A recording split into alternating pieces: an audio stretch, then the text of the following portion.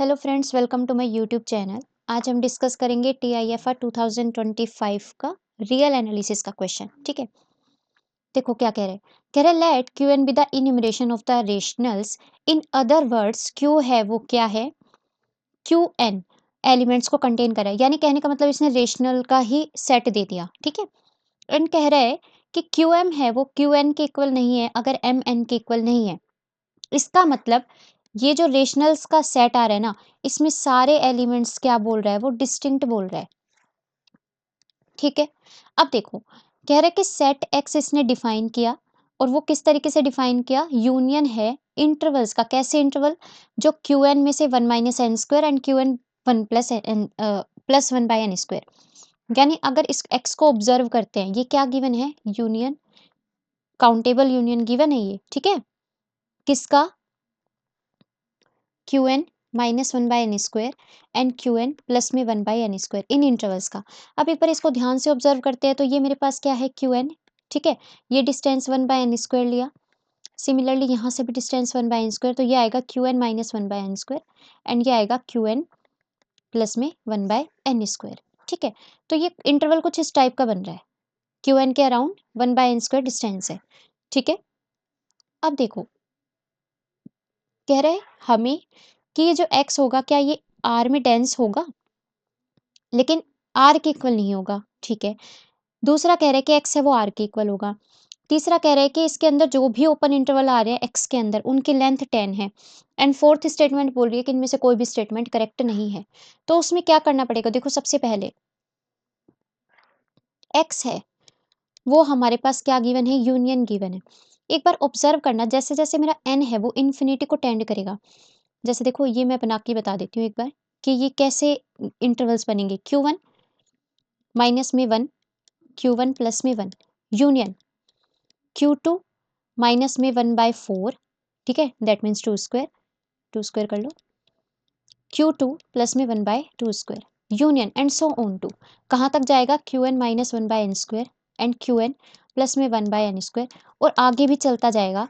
आगे मैं इसको नाम दे देती हूँ कि जैसे मेरे पास n अगर इन्फिनिटी को टेंड कर रहा है, n अगर इन्फिनिटी को टेंड करेगा तो ये कुछ मेरे पास इंटरवल कुछ इस टाइप का नहीं बन जाएगा। जब n इन्फिनिटी को टेंड करेगा उस केस में ये बन जाएगा, क्यू एम नाम दे देती हूँ।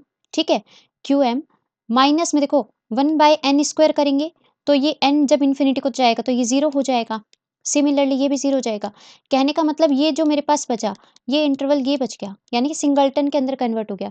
तो जैसे जैसे हम क्या करेंगे, जैसे जैसे हम इन्फिनिटी को टेंड करते जा रहे हैं, एन की वैल्यू बढ़ती जा रही है, तो इंटरवल्स छोटे होते जा रहे हैं, और इंटरवल छोटे होने के साथ वो सिंगलटन के अंदर कन्वर्ट होते जा रहे हैं धीरे धीरे।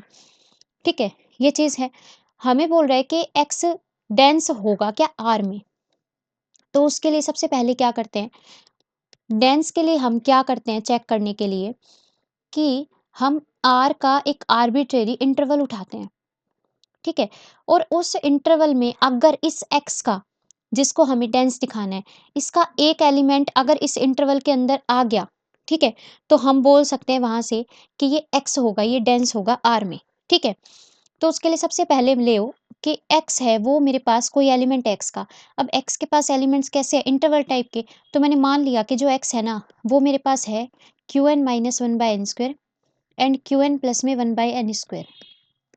ठीक है, ये मैंने x मान लिया। मुझे क्या दिखाना है, इस x को दिखाना है कि ये r के किसी इंटरवल के अंदर आएगा। एक मैंने आर्बिट्रेरी इंटरवल लिया, लेट a बी। ठीक है, सबसे पहले मैंने ये उठाया, इसको मैं ऐसा, अब देखो a b कोई भी इंटरवल उठाया मैंने r का, इसके बीच में एक रेशनल नंबर तो पक्का लाई करेगा, है ना। बहुत सारे करते हैं बट एक तो करेगा ही करेगा। ठीक है, तो मैंने ऐसा ले लिया कि Qn है ना वो ही इनके बीच में लाई कर रहा है। क्लियर है, मैंने क्या किया यहाँ से दोनों साइड। अच्छा ये चीज़ मुझे पता है कि मैंने इसमें से क्या किया, देखो एक बार के लिए a -1/n² कर दिया एंड यहाँ से कर दिया Qn -1/n²। ठीक है, हमें ये चीज़ पता है कि ये Qn प्लस में 1/n² से छोटा होएगा। ठीक है, और यहाँ से मैंने b में क्या कर दिया, 1/n² ऐड। ये चीज़ आई, ये इनइक्वालिटी हमारे पास निकल कर आई है। ठीक है, क्या करती हूँ मैं, इसको इसको मैं m, इसको मैं m पुट कर लो या फिर कुछ भी पुट कर लो, इसको इसको अल्फ़ा पुट कर लो। ठीक है, alpha Q N minus one by N square less than Q N plus में one by N square and beta, इसको बीटा नाम दे दिया, ठीक है, इसको बीटा नाम दे दिया एंड ये हो गया अल्फा। तो हमें क्या मिला, देखो अगर अल्फा के बीच में ये सारे एलिमेंट्स लाई कर रहे हैं तो इनके बीच में आने वाले, इन दोनों के बीच में आने वाले एलिमेंट्स भी अल्फा बीटा के अंदर जाएंगे। इसका मतलब मैं ये बोल सकती हूँ कि जो पूरा सेट है कि Q N minus one by N square और क्यू एन प्लस में वन बाय एन स्क्वायर का जो इंटरवल है वो पूरी तरीके से कंटेन कर जाएगा अल्फा बीटा के अंदर, है ना। और ये अल्फा बीटा खुद भी तो एक आर के क्या था, आर्बिट्रेरी इंटरवल था जो कि हमने ए बी से बनाया था, ठीक है। तो इसका मतलब क्या हुआ, ये एक्स का एक एलिमेंट था, है ना, ये एक्स का एक एलिमेंट था और इसको हमने एक्स नाम दिया था। तो एक्स एलिमेंट किस किस के अंदर बिलोंग कर गया, किसके अंदर बिलोंग कर गया, ये अल्फा बीटा के अंदर बिलोंग कर गया। यानी एक्स का हर एक एलिमेंट मेरे पास क्या कर रहा है, आर के कोई भी आर्बिट्रेरी इंटरवल मैंने उठाया उसके अंदर आ रहा है, ठीक है। इसका मतलब क्या हुआ कि एक्स है वो डेंस तो है आर में, ठीक है। दिस इम्प्लाइज एक्स है वो डेंस है आर में, बट हमें क्या करना है, क्या ये आर के इक्वल होगा या नहीं होगा वो चेक करना है। तो उसके लिए सबसे पहले देखो, जो एक्स सेट था वो मेरे पास क्या था, वन से लेके infinity Q N minus one by N square Q N plus में वन बाय एन स्क्वायर, ठीक है, ये हमारे पास था। हमें इसको देखना है कि ये क्या आर के इक्वल होगा या नहीं होगा एक्स। तो उसके लिए क्या करेंगे, उसके लिए सबसे पहले ये देखो कि जो आर जो होता है ना वो हमारे पास क्या होता है, माइनस इन्फिनिटी से इन्फिनिटी ऐसे लिखा जाता है। इसकी जो लेंथ होती है इंटरवल की वो क्या होती है, इन्फिनिटी, है ना। लेंथ क्या होती है आर की, इन्फिनिटी होती है, ठीक है। अगर मुझे इस एक्स की हर इंटरवल की लेंथ को अगर मैं ऐड कर दूं, ठीक है, ऐड करने के बाद अगर मेरे पास लेंथ इन्फिनिटी आ गई तब तो मैं बोल सकती हूँ कि भाई वो आर के सिमिलर हो सकता है। बट अगर ऐसा नहीं हुआ तो वो आर के सिमिलर नहीं होगा, मतलब इक्वल नहीं होगा, सिमिलर नहीं इक्वल नहीं होगा, ठीक है। तो यहाँ से देखो क्या करना है, सबसे पहले देखो Q N minus one by N square and Q N plus में वन बाई एन स्क्वायर, इस टाइप के सारे इंटरवल्स होंगे। ये एक आर्बिट्रेरी इंटरवल उठाया, ठीक है, यहाँ से हम लेंथ निकाल सकते हैं इस इंटरवल की, क्या आएगी, इसमें से इसको सब्ट्रैक्ट कर दें, that means Q N plus में one by N square minus में क्यू एन प्लस में वन बाई एन स्क्वायर, ठीक है। तो ये कैंसिल, ये आ गया टू बाई एन स्क्वायर। इसका मतलब एक इंटरवल की लेंथ कितनी है, टू बाई एन स्क्वायर। ऐसे कितने इंटरवल हैं, ऐसे इन्फिनिटी तक जा रहा है एन, है ना। इसका मतलब ऐसे मेरे पास कितने इंटरवल थे, Q N minus one by N square और क्यू एन प्लस में one by N square type, ठीक है। उन सबका हमें यूनियन लेना था ना। तो इसका मतलब अगर मैं इन इस लैब वाली लेंथ को इन्फिनिटी टाइम ऐड कर दूं तो वो मुझे एक्स की लेंथ पता चल जाएगी। इसका मतलब जो लेंथ होगी एक्स की, लेंथ ऑफ एक्स, वो क्या होगी, summation two by N square, जहाँ पे एन है वो वन से लेकर इन्फिनिटी जा रही है ना। अब देखो ये चीज़ हमें पता है कि ये एक सीरीज है, ठीक है, और ये सीरीज कैसी है, पी टेस्ट से कन्वर्जेंट। इसका मतलब जब हम लेंथ का सम भी कर रहे हैं सारे इंटरवल्स के जो एक्स के अंदर आ रहे हैं, वो उनकी एक फाइनाइट वैल्यू आ रही है। कन्वर्जेंट का मतलब यही तो होता है कि सीरीज एक फाइनाइट वैल्यू दे रही है।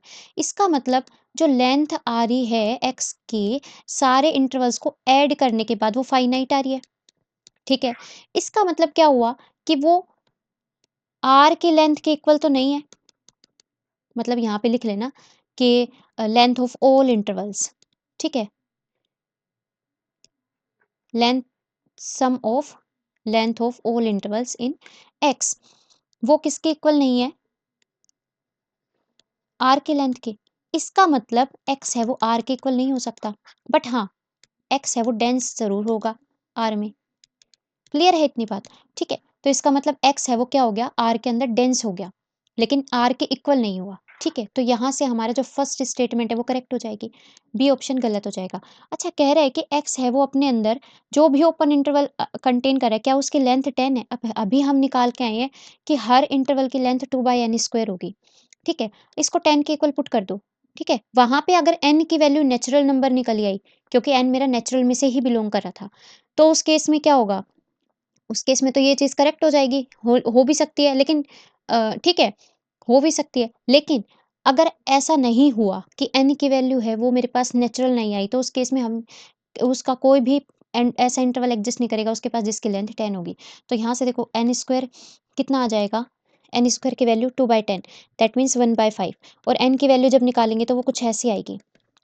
ठीक है? तो ये देखो ये नेचुरल नंबर तो नहीं है किसी भी केस में, ये तो इरेशनल हो गया। इसका मतलब क्या हुआ?